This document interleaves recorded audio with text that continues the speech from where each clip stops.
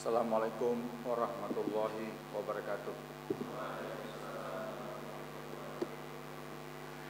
Alhamdulillah, wassalatu wassalamu ala rasulillah wa ala alihi wa sahbihi wa man walah. La ilaha illallah wahdahu la syarikalah wa asyhadu anna Muhammadan abduhu wa rasuluhu la nabiyya ba'dah. Amma ba'd. Jamaah subuh Masjid Fathur Rahman UMS yang saya hormati, marilah kita senantiasa bersyukur kehadirat Allah Subhanahu wa taala yang selalu melimpahkan rahmat dan karunia-Nya kepada kita bersama. Kemudian salawat dan salam semoga dilimpahkan Allah kepada Nabi besar Muhammad sallallahu alaihi wasallam dan kepada keluarga, sahabat-sahabat serta siapa saja yang mengikuti sunnah beliau sampai hari akhir nanti.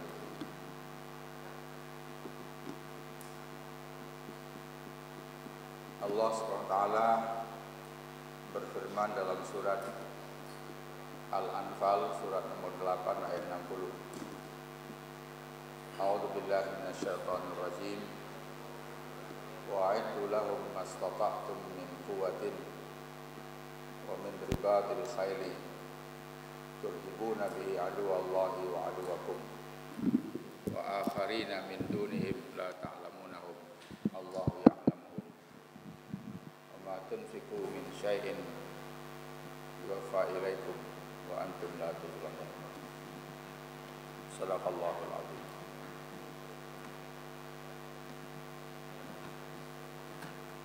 Dalam ayat ini dijelaskan tentang mempersiapkan kekuatan umat Islam untuk menghadapi musuh, baik musuh yang kelihatan maupun musuh yang tidak terlihat. Nah, ayat ini berada dalam surat Al-Anfal, dan surat Al-Anfal konteksnya adalah perang Badar.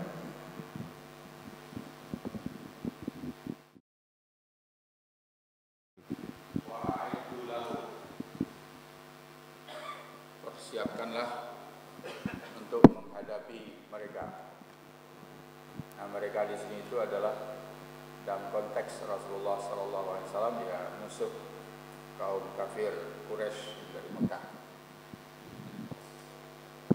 Mastata'tum, sekuat tenagamu. Biasanya diterjemahkan dengan semampumu, tapi saya memilih terjemahan Buya Hamka, sekuat tenagamu, karena dampak psikologisnya berbeda. Kalau semampumu itu biasanya sekedarnya, kalau sekedarnya itu ala kadarnya, apalagi kalau seikhlasnya itu lebih kecil lagi. Nyumbanglah seikhlasnya. Jadi kalau diterjemahkan semampunya itu tidak maksimal. Tapi kalau kuat tenagamu itu maksimal, optimal. Wa'iddu lahum mastata'tum, persiapkanlah untuk menghadapi mereka sekuat tenagamu. Apa yang dipersiapkan? Min quwwatin, kekuatan. Tidak ada alif lamnya, nakirah. Nah, kalau nakirah berarti bersifat umum, kekuatan apa saja. Kalau diberi alif lam berarti ada kekuatan khusus. Wa'iddu lahum mastata'tum min quwwatin. Nah, nanti kita uraikan apa dalam pemahaman kita kekuatan yang harus dipersiapkan. Tapi kemudian Allah menyebut secara khusus. Di samping umum min quwwatin disebut secara khusus wa min ribatil khayli, kuda-kuda perang yang ditambatkan. Karena waktu itu kuda perang itu sama dengan Kalau sekarang tank aja, mobil perang. Jadi saya ingat waktu acara di Kuala Lumpur dan ceramah Mahathir Muhammad, Dr. Mahathir Muhammad yang besok tanggal 17 Maret mau dapat gelar Dr. Honoris Causa dari UABA. Dia datang dari Kuala Lumpur bolak-balik saja. Beliau mengatakan, dulu baginda, saya meniru Melayunya susah, baginda Rasulullah kalau mau berperang persiapkan sendiri semuanya, kudanya, senjatanya, kalau perlu tombak bikin tombak, perlu pedang bikin pedang, panah bikin anak panah. Kalau kita sekarang mau melawan musuh, mengalahkan musuh, kita datang dulu kepada musuh. Wahai musuhku, aku atau kami mau mengalahkan kalian. Nah, kami beli senjata dari kalian untuk mengalahkan. Mana boleh? Mana boleh? Datang kepada Amerika, beli senjata untuk mengalahkan Amerika. Lalu dijuallah oleh Amerika pesawat tempur, tapi dengan syarat. Apa syaratnya? Nggak boleh dipakai perang. Dipakailah untuk show saja. Nah, kalau ulang tahun tentaranya pakai untuk show, nggak boleh dipakai untuk perang. Kalaupun dijual, pasti nggak dijual semuanya. Jadi kayak orang belajar silat kepada guru silat untuk mengalahkan dia. Ajari saya ilmu silat untuk mengalahkan Anda, maka diajari sebahagian saja, tidak semuanya diajari. Jadi harus dipersiapkan sendiri kekuatan itu.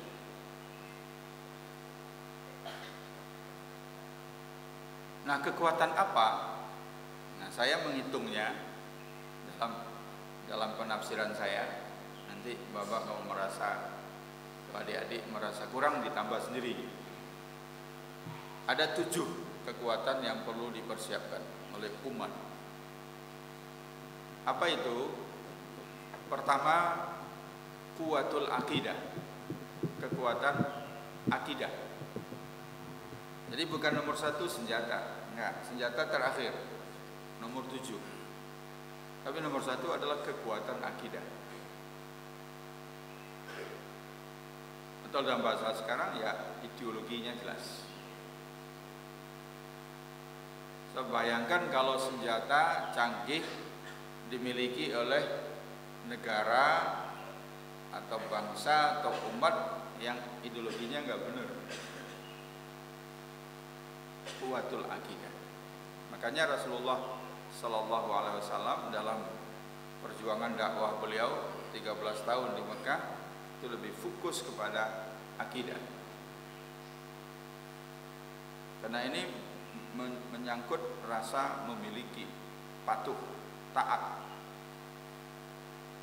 Orang kalau sudah tertanam di dalam dirinya tauhid, tertanam di dalam dirinya sami'na wa ata'na, setelah itu diajarkan fikih, diajarkan segala macam aturan, mereka tinggal ikut.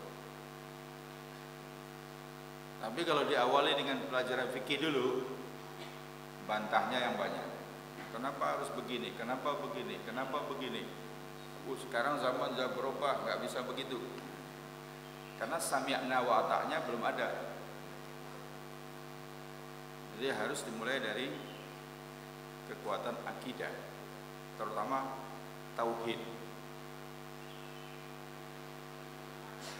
Makanya Muhammadiyah konsen sudah 1 abad belum selesai memurnikan tauhid dari segala macam hal yang bisa merusak tauhid, terutama kemusyrikan, khurafat, dan pemikiran-pemikiran baru yang bertentangan dengan tauhid.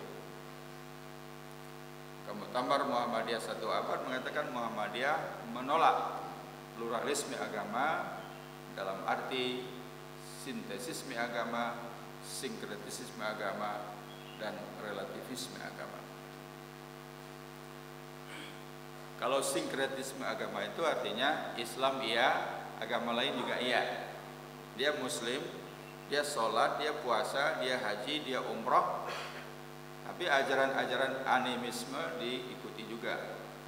Pergi juga ke puncak gunung, ke Gunung Merapi untuk membawa persembahan kepada penguasa Gunung Merapi. Tidak jelas siapa penguasa Gunung Merapi. Kalau sintesisme agama itu agama oplosan, kayak Gavatar atau Al-Qiyadah Al-Islamiyah itu agama oplosan. Yahudi, Nasrani, Islam gabung jadi satu, dioplos keluar agama baru. Seperti minuman oplosan banyak yang mati. Nah, yang lebih bahaya lagi karena ini banyak di kampus-kampus adalah relativisme agama, menganggap semua agama itu sama, tujuannya sama, Tuhan satu, namanya berbeda-beda, cara mendekatinya berbeda-beda, agama resmi berbeda-beda, cara beribadah berbeda-beda, tapi tujuannya satu, yaitu Tuhan yang satu. Itu berbahaya. Kekuatan akidah. Nomor 2, kuatul ibadah, kekuatan ibadah. Barangkali ini mungkin salah satu maksud diadakan acara cinta subuh. Katanya kalau mau mengalahkan Yahudi, jumlah sama subuhnya harus sama dengan Jumat. Di sini kalau Jumat berapa orang? Ya berapa kira-kira? 500. Kalau sekarang berapa? Ya sekarang ini yang sudah. Berarti Yahudi belum bisa dikalahkan.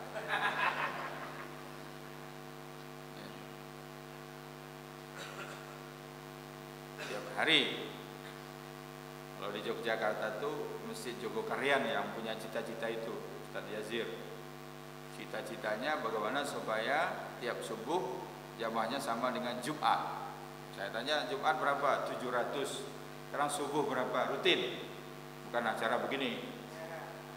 Rutin 300. Nah, berarti Yahudi belum bisa kalah.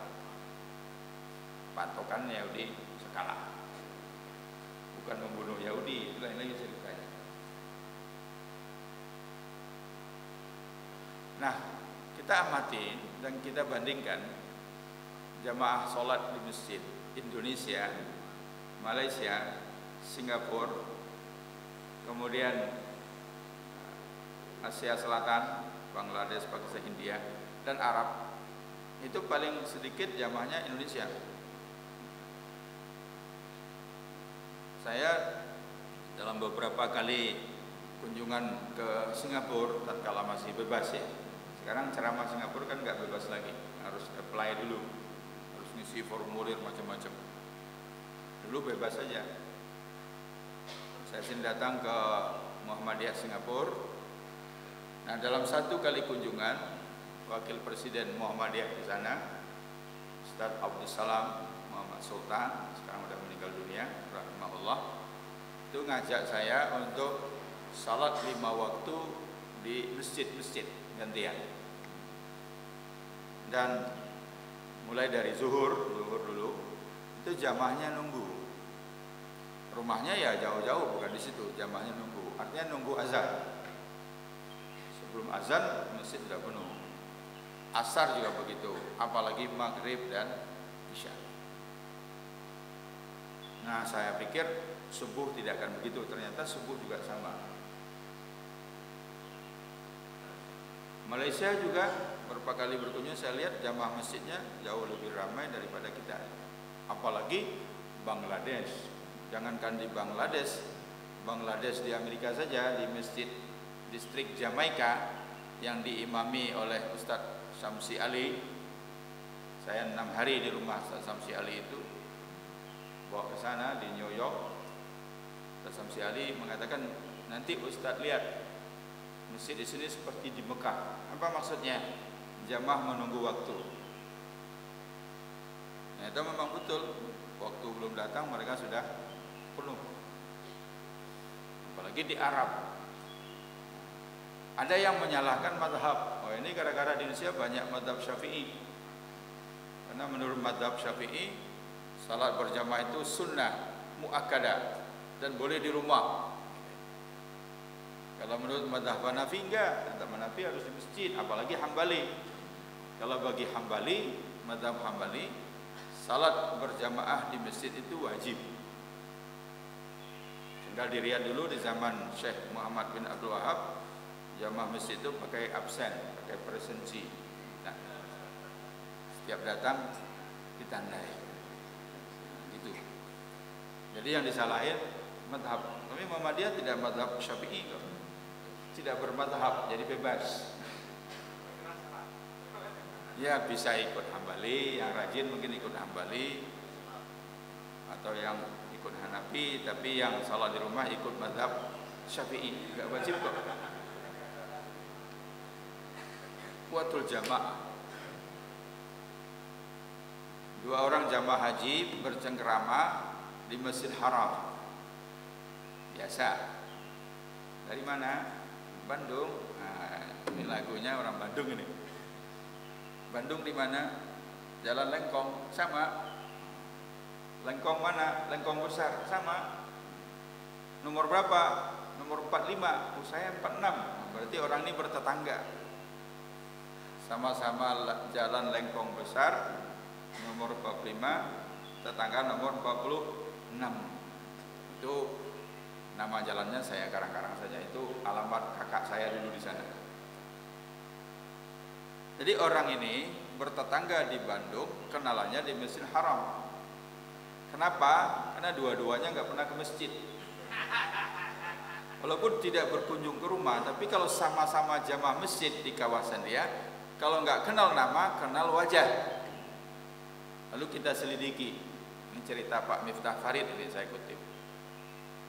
Kenapa tidak ke masjid? Zuhur, kenapa tidak ke masjid? Masih di kantor. Asar belum pulang. Maghrib memang sudah pulang tapi ada tamu, nggak enak meninggalkan tamu. Isya tamunya belum pergi. Ada alasan. Subuh, nah nggak ada alasan. Kantor belum buka, tamu juga belum datang. Jadi ibadah itu ukurannya adalah salat berjamaah di masjid. Alhamdulillah ini cinta subuh ini memberikan semangat itu.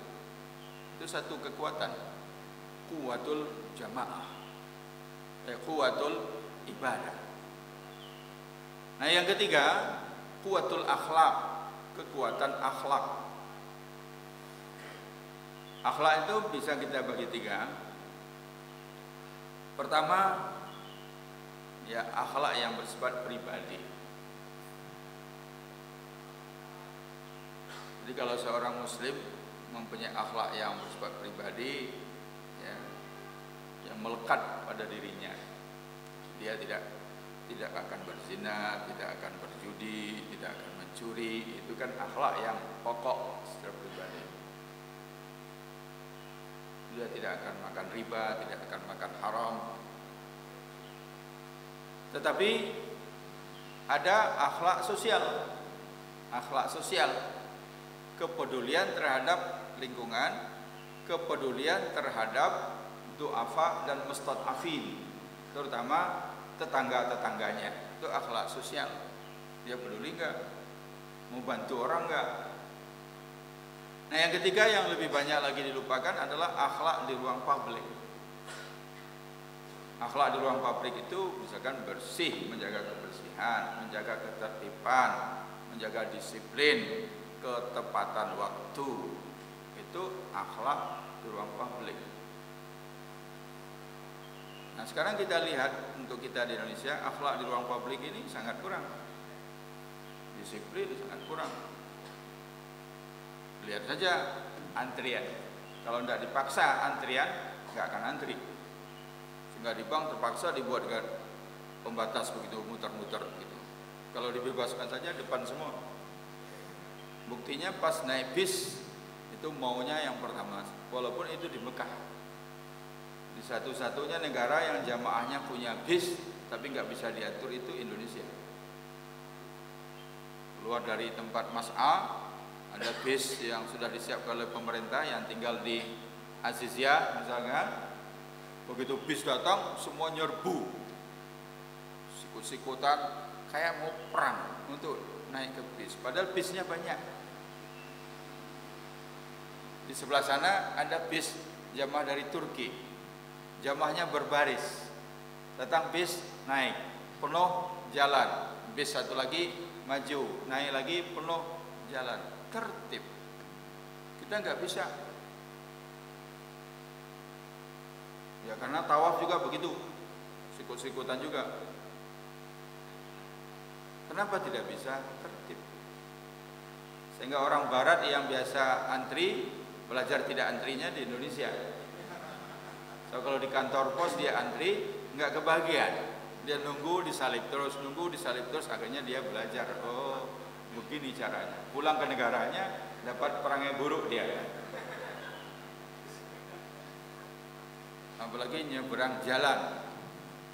Kalau tidak dipaksa, saya akhirnya wali kota terpaksa di Yogyakarta bikin pagar di Malioboro. Kalau tidak orang nyeberang terus.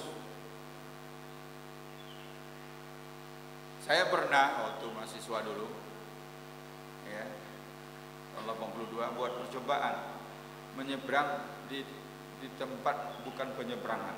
Jadi dekat Big Ben, jam gadang di London itu, jam besar itu jalan rayanya kan luas sekali. Saya bilang sama teman saya, ayo kita tunjukkan kelebihan kita orang Indonesia, nyebrang bukan pada tempatnya dan sanggup walaupun jalannya berapa jalur itu. Nah saya dengan teman, ayo sudah biasa di Jakarta, jalan berhenti sampai di seberang, selamat, alhamdulillah. Saya lihat ke belakang, apa yang terjadi? Rupanya di seberang sana orang berkerumun menonton. Banyak yang nonton. Dikiranya ada pertunjukan. Nah, jadi itu dianggap tontonan itu. Tidak ada itu. Negara lain tidak berani itu.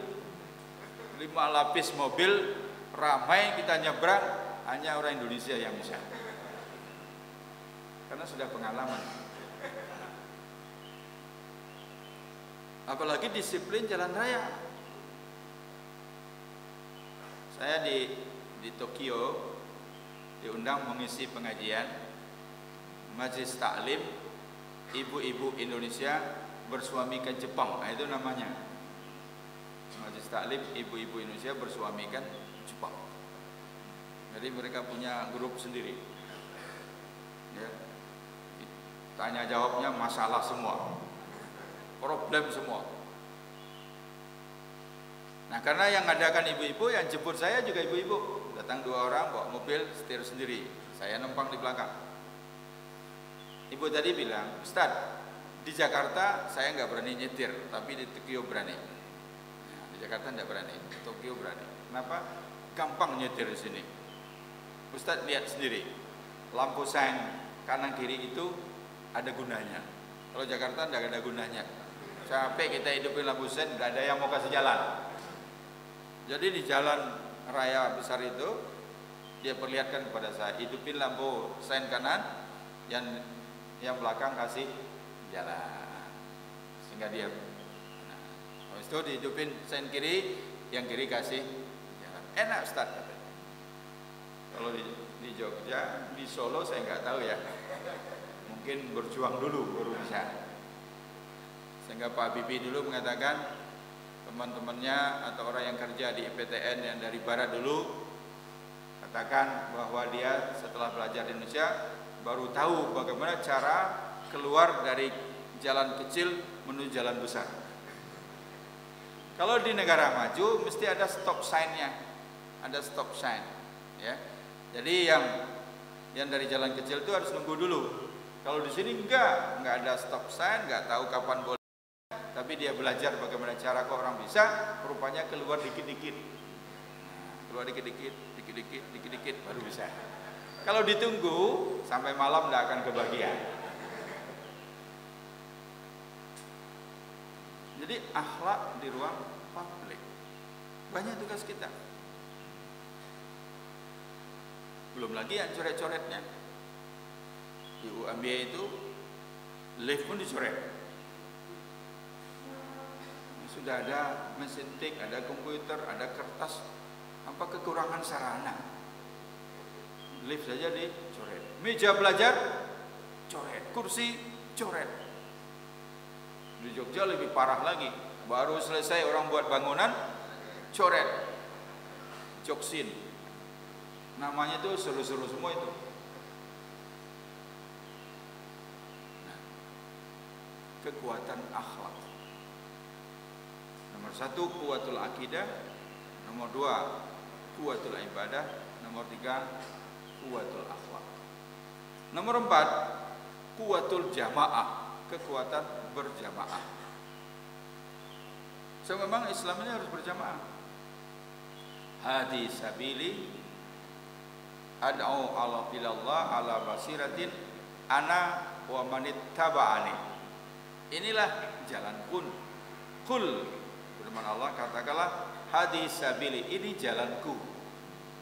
Ad'u ilallah, aku mengajak orang ke jalan Allah ala basiratin, dengan pemahaman yang benar.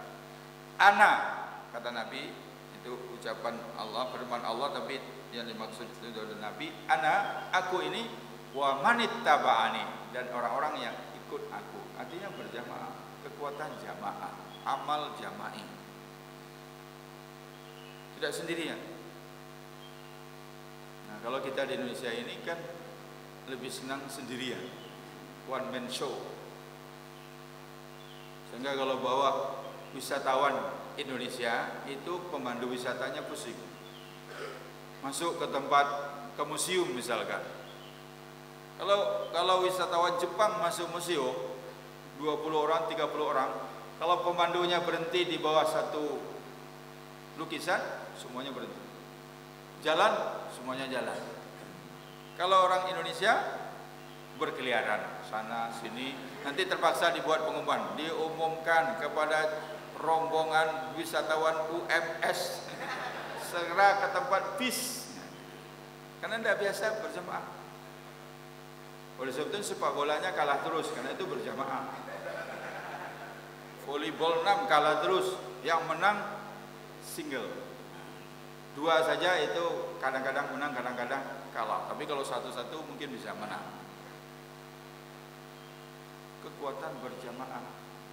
Nah, alhamdulillah, kalau di Muhammadiyah kekuatan berjamaahnya sudah diatur dalam sebuah sistem, sebuah organisasi, dibuat aturan-aturannya, musyawarah-musyawarahnya, sehingga mudah-mudahan kerja-kerja berat ini bisa jadi ringan karena dikerjakan secara bersama-sama.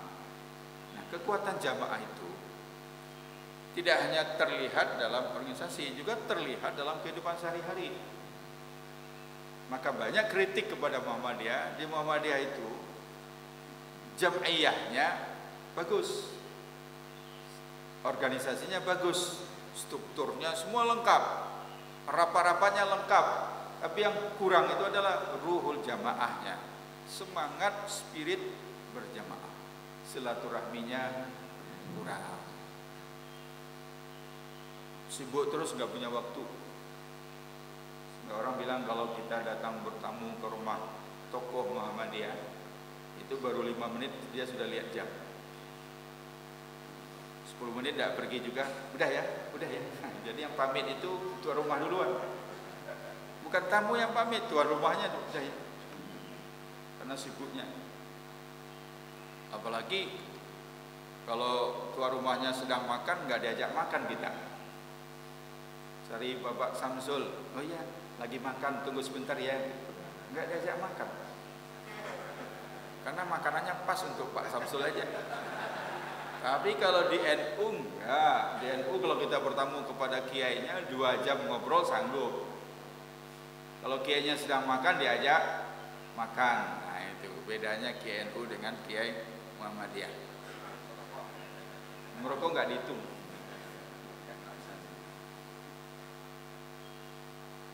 Kuwatul jamaah. Nah, yang kelima, kuwatul ilmi, kekuatan ilmu. Kekuatan ilmu. Kalau mahasiswa, ukuran kekuatan ilmu itu ya IP, nggak ada yang lain. Saya IP memang rendah, tapi ilmu saya apa buktinya? IP saya memang nggak nyampe 3, tapi buku-buku yang saya baca, nah itu bukan ukuran. Ukuran itu adalah IP. IP saya 4. Wah, itu luar biasa. Saya jarang baca, tapi IP 4 itu aneh. Nggak mungkin itu. IP saya 5/2. 5/2. Nah, saya sering mengatakan kepada aktivis lembaga dakwah kampus yang IP-nya di bawah 3, apalagi di bawah 2,5, itu dia bukan berdakwah ilal Islam, tapi dia berdakwah alal Islam. Bukan ad-dakwah ilal Islam, tapi ad-dakwah alal Islam. Kalau ad-dakwah ilal Islam mengajak orang ke Islam. Kalau ad-dakwah alal Islam bikin orang lari dari Islam. Lihat tuh aktivis masjid kampus, 9 semester nggak tamat-tamat. Ya 9 masih lumayan lah ya. 15 semester nggak tamat-tamat. IP-nya 2,5, 2/4. Itu orang nggak mau lagi jadi aktivis kampus. Lebih baik aktivis gereja katanya. Tapi kalau aktivis masjid kampus, IP-nya 3,5, 3,6, 3,7, dan lulusnya tepat waktu 3,5 paling lama 4 tahun, nah orang bersemangat. Itu namanya ad-dakwah ilal Islam, bukan ad-dakwah alal Islam. Tapi kalau bukan urusan kampus, ukuran ilmu itu membaca. Kuncinya membaca. Maka ayat pertama itu Iqra. Nah, Indonesia tercatat sebagai negara yang malas baca. Senangnya mendengar, itu pun ya ringan-ringan. Paling senang lagi ngobrol. Jadi orang Indonesia itu memang dikenal paling ramah sedunia. Paling ramah dan paling lucu se-dunia. Ketemu orang baru sekali itu ketemu, tanyanya banyak. Dari mana Pak? Anak berapa? Nomor 1 di mana? Kuliah mana? Cucu berapa? Semua ditanya. Seperti wartawan atau seperti polisi lagi interogasi. Begitu ramahnya, ya. Biasa kita begitu. Tapi kalau untuk membaca, jarang. Tatkala saya mengisi ceramah untuk mahasiswa Indonesia di Texas A&M University di College Station di Amerika. Texas itu kampusnya 3.000 hektar. Lebih banyak dikit dari UMS. UMS berapa ya? Berapa ribu hektar? 3.000 hektar. Malaysia sudah ada kampus yang 1.500 hektar. UGM baru 200-an hektar lah. Kalau UMB 25. Kalau UMS saya nggak tahu. Berapa? 35 hektar. Beneran? Alhamdulillah. Tinggal tambah 0 1 lagi.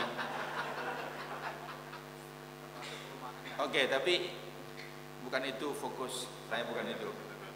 Lupakan aja lah itu urusan. Lupakan aja. Nah, yang penting saya mau nanya sama mahasiswa Indonesia, ngambil berapa SKS? Ada yang bilang ngambil 6, ada 4. Mereka bilang di Amerika ini 6, kalau ada yang ngambil 6 SKS, kampus sudah menganggap itu sudah full study, sudah boleh. Ambil 8 SKS itu sudah full study. Saya bilang kalah dari mahasiswa saya di Jogja. Ngambilnya 24 SKS. 24 SKS, tiap malam ke Malioboro, lulus A lagi. Apa enggak luar biasa itu? Jenius semuanya itu. 24 SKS, tiap malam ke Malioboro, lulus A. Luar biasa. Selidik punya selidik, kenapa lebih mudah? Karena urusan bacaan. Di Amerika kata mereka, ambil 2 SKS, 14 kali pertemuan atau 14 pekan, itu setiap pekan wajib membaca buku 100 halaman buat review. Jadi kalau 14 berarti 1.400 halaman. 2 SKS 1.400 halaman. Kalau di Indonesia 200 halaman. Itu pun nggak dibaca. Hanya tanya sama dosen menjelang ujian, Pak, soalnya esai apa pilihan ganda? Kira-kira pertanyaannya seperti apa, Pak? Akhirnya buku cuma satu, lulus A. Kok bisa? Ternyata dosennya bukunya juga satu juga. Ya sudah, sama-sama. Dosennya bukunya juga satu, warisan waktu kuliah dulu. Baca kuncinya. Maka, mohon maaf saya banding-bandingkan ya. Saya nggak pernah tinggal di Amerika kan, nggak apa-apa. Cuma berkunjung saja. Di Amerika seorang dosen meneliti, nulis buku itu akan disponsori oleh penerbit. Nggak usah buat proposal di kampus, nggak usah. Dapatnya cuma 10 juta. Tapi penerbit akan biayai, mau riset 1 tahun, mau riset 2 tahun, 3 tahun, nggak apa-apa. Tidak hanya buku-buku ilmiah, buku fiksi, novel pun bisa disponsori itu. Nah, nanti kalau sudah terbit, itu cetaknya bisa 1 juta. Ini kalau buku 1 juta. Kalau kita di Indonesia, bikin buku, urus sendiri, cari buku sendiri, terbitnya cetaknya 3.000. Laku 3.000 1 tahun, itu sudah alhamdulillah. Habis, cuma 3.000. Buku Pak Quresyab dulu pernah dapat hadiah sebagai buku terlaris waktu itu, kalau tidak salah, membumikan Al-Quran dan wawasan Al-Quran, itu hanya terjual 35.000, sudah menjadi buku terlaris. Makanya orang nulis satu buku di Amerika 1 juta, dah makmur. Kenapa? Ya karena memang kultur membaca. Kuwatul ilmi di membaca. Nah, berikutnya kuwatul mal, kekuatan harta. Harta memang penting, dana memang penting, tapi bukan segala-galanya. Dan jangan dianggap tidak penting. Kalau mahasiswa, bagian yang paling sulit di proposal kegiatannya itu kan bagian dana. Kalau yang lain mereka gampang, tapi begitu sudah bagian dana itu paling sulit. Nah, sekarang kita bisa lihat Indonesia umat Islam mayoritas, tapi dari segi ekonomi minoritas. Memang ada pertumbuhan lumayan ya, mungkin 5%, 4,7%, dulu pernah sampai 6%. Tetapi pemerataannya, ya, ketimpangnya semakin jauh. 5 tahun yang lalu saya dengar laporan ya dari BI, jumlah rekening di seluruh bank di Indonesia ini waktu itu digenapkan saja 100 juta rekening. Kalau satu orang punya satu, berarti 100 juta orang. Jumlah uangnya, apakah itu tabungan, deposito, sukuk, obligasi dan segala macam itu 3.000 triliun. 100 juta, 3.000 triliun. 2% atau 2 juta dari 100 juta ini menguasai 98% dari 3.000 triliun itu. Sedangkan 98% dari 100 juta ini menguasai 2% dari 3.000 triliun. Bayangkan itu. Kita mungkin termasuk yang 98% ini. Uangnya cuma 2%, antri terus di bank sampai capek. Sudah dinamai bank capek antri. Nah, kekuatan ekonomi. Baru yang terakhir, yang ketujuh, mana ini sudah 1 jam. Yang ketujuh itu adalah kuwatus silah. Nah, baru yang disebut oleh Al-Quran, kekuatan senjata.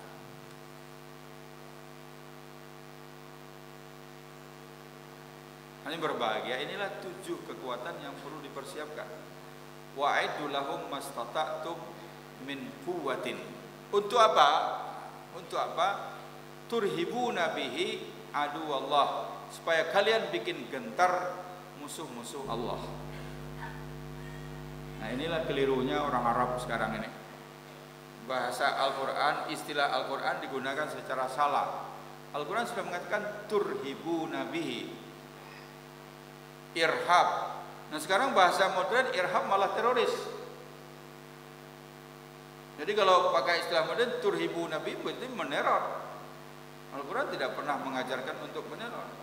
Turhibu nabi itu adalah untuk membuat orang lain gentar. Kenapa? Karena kita kuat. Nggak usah melakukan apapun. Kalau kita kuat, kuat akidahnya, kuat ibadahnya, kuat akhlaknya, kuat jamaahnya, kuat ilmunya, kuat hartanya, kuat senjatanya, orang lain musuh-musuh Allah gentar. Itu kayak satpam badan besar, kumis melintang, cium saja begitu udah takut.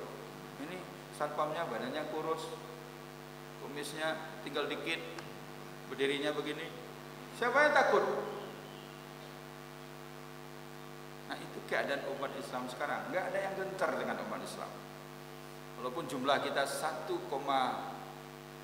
sekarang ya, sudah 1,6 miliar di dunia ini, tapi wujuduhum ka'adamihim, adanya sama dengan tidak ada. Keputusan apa di dunia ekonomi politik umat Islam tidak diperhitungkan, apalagi tidak ada persatuan.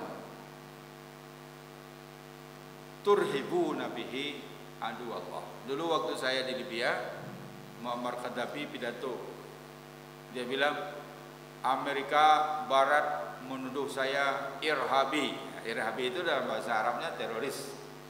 Naam, ana irhabi. Betul, saya itu irhabi. Amalan bi qaulihi ta'ala, dibaca ayat ini. Wa'idul lahum mastata'tum min quwwatin dan seterusnya. Kan Al-Qur'an menyuruh kita turhibu nabihi adu Allah. Jadi beliau ikuti saja, tapi dalam pengertian yang berbeda. Itu gaya Gaddafi begitu. Dia bilang kalau Perdana Menteri Israel datang berkunjung ke Tripoli, saya sambut ke bandara. Saya sambut. Saya ajak keliling Libya. Orang heran, kok bisa? Tapi selama di Libya tidak akan saya kasih minum satu tetes pun biar dia mati kehausan di sini. Itu gaya Gaddafi begitu. Turhibu nabi adu Allah, untuk bikin gentar musuh Allah. Wa aduwakum, dan musuh kamu. Wa akharina min dunihim, dan musuh-musuh yang kamu tidak tahu, yang lain.